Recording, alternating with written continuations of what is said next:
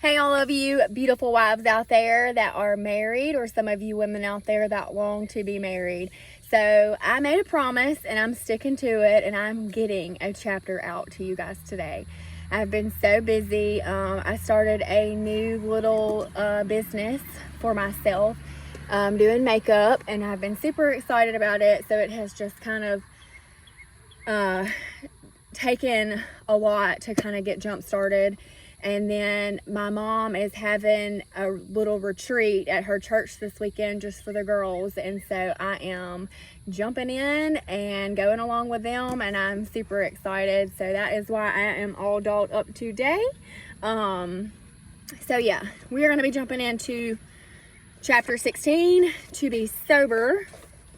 And you guys, before we start, just want to tell you that this chapter is pretty long. I've been having a little bit of a migraine today, so I'm going to do the best that I can to get us through it. I have not proofread it or anything like that, so I'm literally just flying by the seat of my pants, okay? So let's get started. To be sober. Titus 2:4, that they may teach the young women to be sober. To be sober. To do one's duty, be moderate, self-controlled, thoughtful, and to learn to make wise decisions and judgments. And wisdom and knowledge shall be the stability of thy times and strength of salvation. The fear of the Lord is his treasure. Isaiah 33:6. Common sense. A sober wife is one who faces the fact that she is no longer a free-willing individual, with time to do as she pleases. She knows that marriage is a joyous but also a grave responsibility. She cannot be flighty and frivolous. She makes a commitment to be the best wife, mother, and manager of the home that anyone could be. She becomes the acting CEO of a great enterprise of which her husband is the owner. Her most basic responsibility is to make her husband's home run smoothly. She assumes the role of coordinator of all affairs. If the home doesn't run in an orderly fashion, the marriage will not be joyous and fulfilling, and neither will all of the child training. When a woman soberly considers the needs, time, schedule, and resources of her home, then she will be a more efficient helpmate. This planning will eliminate tension and help set a peaceful mood. It is the simple things in life that can break down a marriage and bring about a bitter divorce. But on the positive side, it is the simple planning of life's activities that can bring health, prosperity, peace, and happiness to a sound marriage and produce gratifying family relationships. Men and children appreciate good meals and a clean house and an atmosphere of peace, a refuge from the stress of life. They're in the back. Yep, you got them. Rude, insensitive jerk. Dear Debbie, I was totally exhausted yesterday when my husband came home from work. The children were sick, I have a new baby, and she was coming down with a fever. He came in and never inquired about how I felt or how my day was. He started off by asking why the place was such a wreck and when will dinner be ready, because it was a night for choir practice. Oh, that scared me. And he wanted to get there early. He was rude, insensitive, and indifferent to my exhaustion, the kids' sickness, and everything else. He was so selfish, and it hurt so badly. What was I supposed to do? Reward the selfish jerk with loving service? Jill. Dear Jill, it is your duty, your job, and in your best interest to serve your husband, Debbie. No one would dispute that Jill's husband is insensitive, but two wrongs do not make a good marriage. One right can make a big difference in a marriage and change a selfish old guy. Always keep in mind that your job is to do a good job serving him. So planning ahead is a must. If Jill had done a better job, her husband would not have been such a jerk. Your husband expects you to plan ahead. He plans ahead at his place of work, otherwise he would lose his job. If you plan ahead, conflicts like this can be avoided, and your husband will be proud to know that he has a better wife than the other guys that are at his work. If you pamper your husband in time, he will become more sensitive to your burden. But you must be a soldier and show yourself strong. I have had many sick babies, and I know that sometimes it's not easy, but you can get the house in order and meals cooked and keep everything running smoothly and all at the same time. As mothers, we will often be stressed over a sick child, but that is no reason to neglect our other duties. A sober wife makes herself the match of every circumstance. The assignment. I feel like that's doing something weird. Okay. The assignment. Learn to use the kitchen's wonder tool, the crock pot. Today as I write this, it is Sunday. This morning at 8 a.m. I put several frozen chicken breasts and some rice into the electric crock pot. I added some water, celery, bell peppers, and seasonings and turned it on low heat. When he came into the house at noon, the house was filled with a delicious aroma and dinner was ready except for a simple salad which took a scant few minutes. After we had eaten, I added some seasoning and more water to the crock pot, which now had only a little rice and a few bits of chicken with the broth. This simple soup simmered all afternoon and was the basis of our meal that evening. While at church, I asked one of the 11-year-old girls about feeding their family of 12. If your mama asked you to put a chicken in a crock pot or 3 chickens in the crock pots with rice and seasonings every Sunday morning, could you do it? Could you do it? Her 12-year-old sister laughed and said, no problem. Simplify, simplify, simplify. Always offer your children only one choice for breakfast. This is where me and Debi can disagree, because on school mornings, if one of them wants a Pop-Tart and one of them wants a little microwave chicken biscuit or one of them wants a bowl of cereal, then I'm not going to make one of the kids eat something that they don't like. So that's how I was raised. That's how I parent my kids. So anyways, several options will only confuse the child's spirit. Choices also give room for an argument or discontentment. Providing the same simple food every morning, except maybe on Saturdays, causes a child to look forward to getting cereal on that one special morning. It can actually help your children to become more thankful and will bring out a more peaceful morning. A simple yet filling meal for the children's daily breakfast is peanut butter toast, which could be served on a paper napkin. Cleanup will be easy.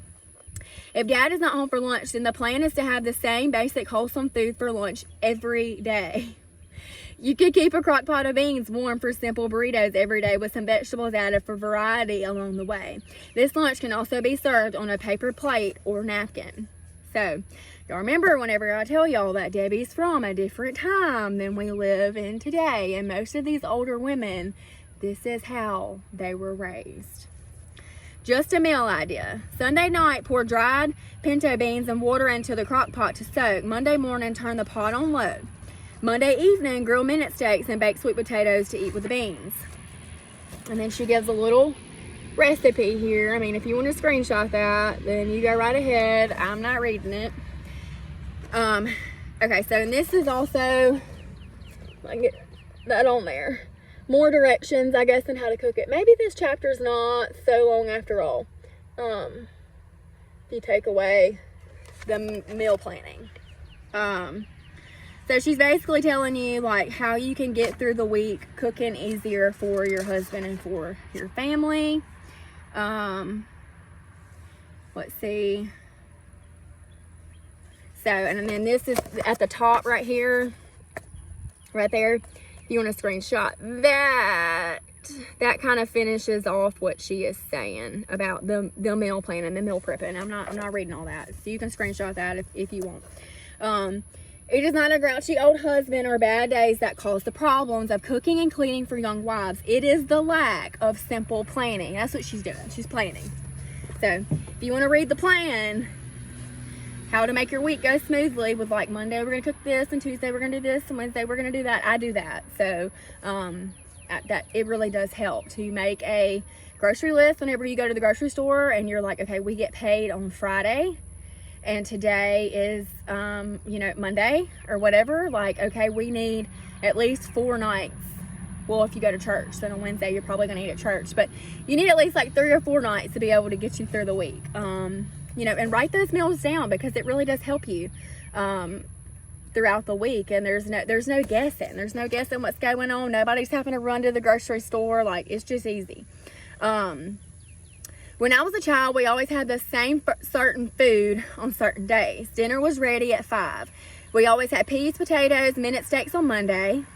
See? Meatloaf with sweet potatoes and coleslaw on Tuesday. Wednesday dinner was roast with mashed potatoes and green beans, spaghetti and salad for Thursday evening, and fish, chips, and salads on Fridays, the meal that Jesus prepared for his company. The regular dinners each weeknight made it easier for Mom to plan and buy the groceries. My dad would look forward to the meal that he knew that would be hot and waiting for him whenever he came home from work. The key is to plan. A grocery list with the week's meals will be well defined is a very hard tool. If I said that right. So, like I said, plan your meals. You don't have to do the same meals every Monday, Tuesday, Wednesday, and Thursday. I mean, life would be too boring. I'm just saying. We can't do that. I can't do that. As wives, our life's work should be to perfect how we may please our husbands. I got a hair. Sometimes maintaining a good relationship with your husband simply requires the performing of simple tasks, like having a good meal ready on time and a clean house, even when it is not easy or convenient to do so. Traits of a good helpmeet.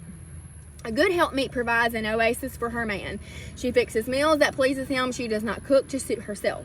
She plans and prepares well ahead of time. She exercises self-discipline. Strawberries and sweet love. I have sweet childhood memories of time spent picking strawberries. The thing that I remember most vividly is my wrinkled old grandpa down on his knees beside me picking strawberries and talking up one row and down the other about my grandma and how much he loved her.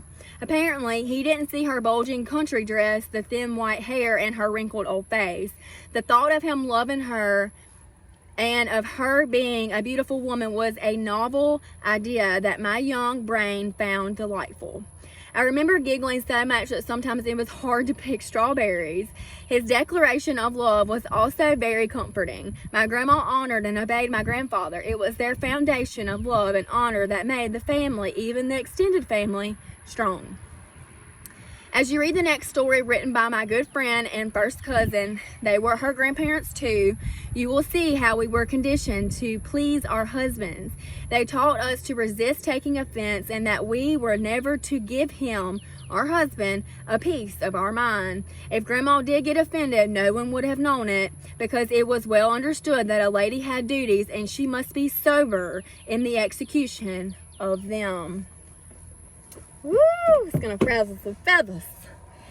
A wise woman doesn't ever allow herself to be a liability, but strives to always be an asset to the marriage. She looks for ways to make, save, and use money wisely. Her husband knows that he is a richer man because she is his wife. What is a cold dinner? Life is so much different from what it used to be. Several of us ladies were sitting around a dinner table recently telling about some of our early disastrous cooking experiences. It brought vivid memories of my newlywed days. When I married, I really didn't know how to cook anything. On top of that, my family are strictly country. Peas and cornbread, still my favorite. Ham, pork chops, fried chicken, turnip greens, etc. While my husband's family ate a very different type of diet.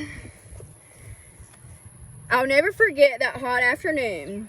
We lived in an apartment in the back of an old Victorian style house, which consisted of a living room, kitchen combination, and a bathroom. We had no air conditioning, and that far down south could really be miserable in the summer.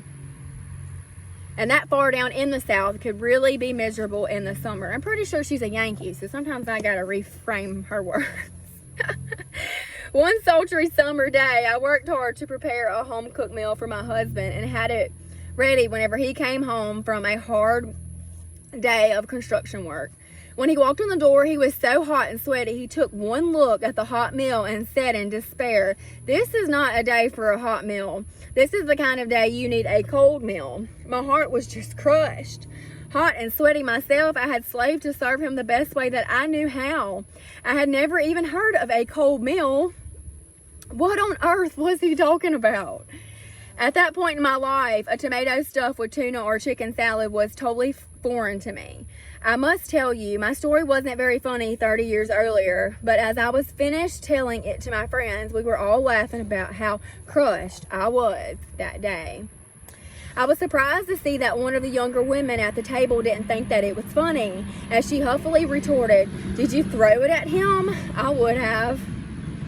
This stopped me in my memory tracks. Was I angry? Did I want to throw the meal in his face? I really don't remember ever having that thought.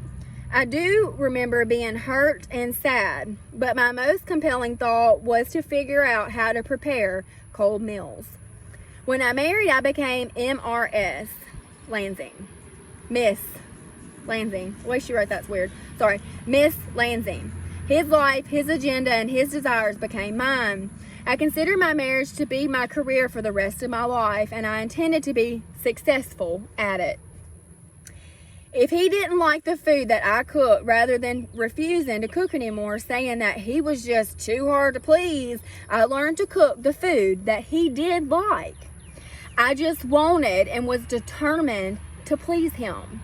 And I found that he really was not that hard to please. Most men are not hard to please. I heard someone recently say that all a man needs is food, sex, and respect, and he'll be pretty content. That is certainly an oversimplification, but from my experience, I know that these things are the basic, rudimentary needs of all husbands. And so I have worked at it from the perspective of almost 33 years. It is still my goal to be pleasing to my husband. I am pleased to tell you that he delights in me. I was determined to earn his delight, older and wiser, and still very much in love. Freda. A wise woman doesn't let little things stir her spirit to agitation. With a quiet and meek spirit, she seeks to make all things better. Reflecting on. Was it pleasing to the Lord for Freda to seek to prepare meals to her husband's liking? Would it have been sin to respond with anger or hurt feelings? Would you have sought to please your husband if he had shown such insensitiveness, ingratitude? Do you think her husband was just trying to be cruel? When you first married, did you think of marriage as a career of pleasing your husband? Kids, sorry. A virtuous woman is a crown to her husband, but she that maketh ashamed is a rottenness in his bones. Proverbs 12:4. Make a new habit. Most wives reading this book were trained not to honor their husbands. You were most likely trained by a mother's example to disrespect and resent your dad. You were trained by watching your mom show displeasure at your father's bad habits, and nothing has changed in the way that you relate to your husband. It seems natural to be angry rather than to seek to change for the better.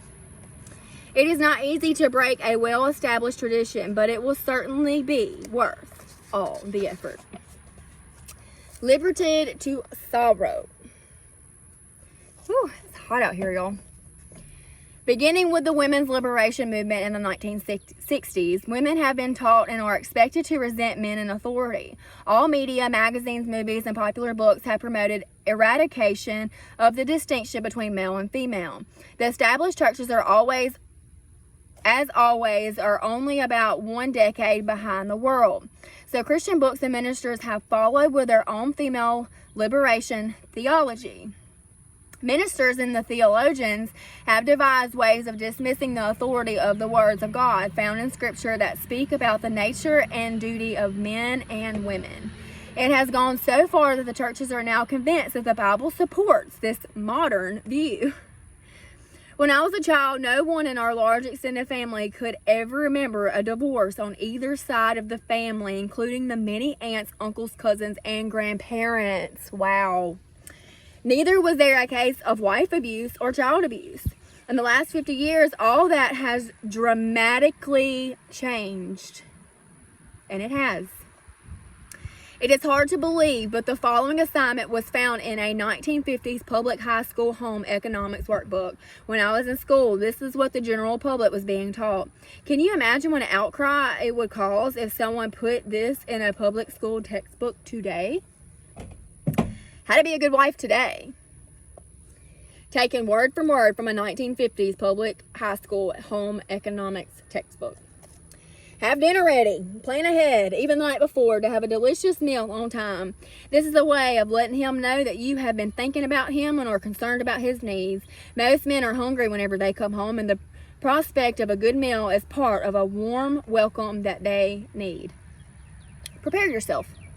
Take 15 minutes to rest so that you'll be refreshed whenever he arrives. Touch up your makeup, put a ribbon in your hair, and be fresh looking. He has just been with a lot of work-weary people. Be a little gay, happy, and a little more interesting. His boring day may need a lift.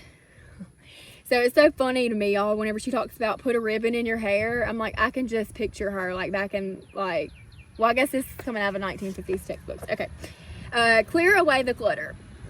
Make one last trip through the main part of the house just before your husband arrives. Gathering up school books, toys, and papers, then run a dust cloth over the tables. Your husband will feel that he has reached a haven of rest and order, and it will give you a lift too. Minimize the noise. At the time of his arrival, eliminate the noise of the washer, dryer, dishwasher, or vacuum to try to encourage the children to be quiet. Be happy to see him. Greet him with a warm smile. Some don'ts. Don't greet him with problems or complaints. Don't complain if he is late for dinner. Count this as a minor compared with what he might have gone through that day. Make him comfortable. Have him lean back in a comfortable chair or suggest that he lie down in the bedroom. Have a cool or warm drink ready for him. Arrange his pillow and offer to take off his shoes. Speak in a low, soft, soothing, and pleasant voice. Allow him to relax and to unwind. Listen to him. You may have a dozen things to tell him, but the moment of his arrival is not the time. Let him talk first. Make the evening his.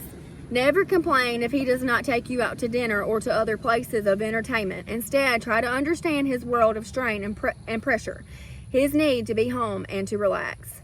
The goal. Try to make your home a place of peace and order where your husband can renew himself in body and in spirit. I'm going to be a bit. I got to finish this. Do you see what happened in the last 50 years? Every high school girl was taught a conservative worldview that was more biblical in perspective than what the churches teaches today. A wise woman patterns her life after her husband's. His working, playing, eating, and sleeping habits become hers. I can see the finish line. I'm about to have a nervous breakdown. This letter shows how not getting our way often causes us to have a nervous, troubled spirit instead of a quiet, sober spirit that God expects us to have. It was good to hear that this lady finally found peace. This article that she refers to can be found on the nogreaterjoy.org website. I heard your article read publicly called Carnal Husbands, Cranky Wives, and Cantankerous Kids. While at a seminar in Knoxville, it was the first time I realized my anxiety controlled my husband, and I was a reflection of my lack of confidence in him. As we left the seminar and were fighting traffic, my husband spoke up that we needed to stop for gas. Miles passed, and still the traffic was bumper to bumper. Suddenly, we were free and in the mountains with no place to buy gas. I was in an extreme state of turmoil. I had worked myself up to a state that I had wanted to scream to him to go back into the city and get gas. I could see the gas gauge and it was totally empty. I kept quietly raging to God that this was the exact reason why I need to take control, since he is the most irresponsible man and does not make wise decisions. I felt that I should tell him what to do. I was so nervous I was almost sick, but for the first time, I kept my mouth shut and looked interestingly at all of the hills. 10 miles up into the mountains, we finally came to an exit that had a gas station, and my husband turned to me, smiled, and said, "What's happened to you? Why are you not a nervous wreck like you always are? I'm so glad that you have kind of learned to relax. Isn't life a lot more fun whenever you're not so full of fear? I'm proud of you." I had to stop and think, even if we had run out of gas, would it have been a tragedy? I could see that I had turned many things into monsters. I had the opposite of a meek and quiet spirit. that we are supposed to have. I have learned not to let my fears and irritations over uncertain circumstances control me, and much worse, my husband. I'm learning to lean on my husband, Sarah. Let this mind be in you, which was also in Christ Jesus. Philippians 2:5. Personal shrines. Many women lack biblical soberness, as seen in the way that they treat their houses as shrines to be protected rather than as spaces in which to enjoy their families. They get emotionally upset if the carpet gets messed up or if the kids accidentally spill milk on the couch. They become emotional wrecks over their physical surroundings. If you have that problem, let me ask you, how would you feel if your husband provided nothing more than an open barn in which to deliver your first baby? That was the case with Mary, the mother of Jesus. Do you think God could have used Mary to be the mother of Jesus if she had allowed herself to become an emotional wreck when her environment was not clean or orderly? Think of the teenage girl, Mary, clinging to the back of a bouncing donkey, contractions pulling at her exhausted body, while her desperate husband searched for a place for her to deliver her child. But I mean, is it a little different if you've never, experienced having kids before? Being a mom is hard, y'all. Hard. I tell my kids all the time, it's literally the hardest thing I've ever done. And I pray every day to try to be a better mom, to go to God, to pray for my children, and, ultimately to raise kings, because I have boys, for his kingdom, and all his glory. Many have speculated as to what virtues Mary had that prompted God to choose her to be the mother of our Lord. I can tell you what she was like. She had an eternity in her heart. She was self-possessed, thoughtful, and was always learning to make wise judgments. When a young woman learns to be sober, she will not live for immediate gratification. She will appreciate those things that will last for eternity. Mountain Ma and Pa. So here's a little, you can screenshot that if you want, but I'll probably just make a fool out of myself if I read it to y'all. It's like a little old poem. So funny. Okay, and then this is time to be considered. There we go. See, so I can see what I'm showing y'all. All right, guys, so hopefully you can read that, and I just want you to pause the screen to read that, screenshot that so you can come back to it, whichever way that you may like. I'm going to leave it here for a few minutes so you can get it.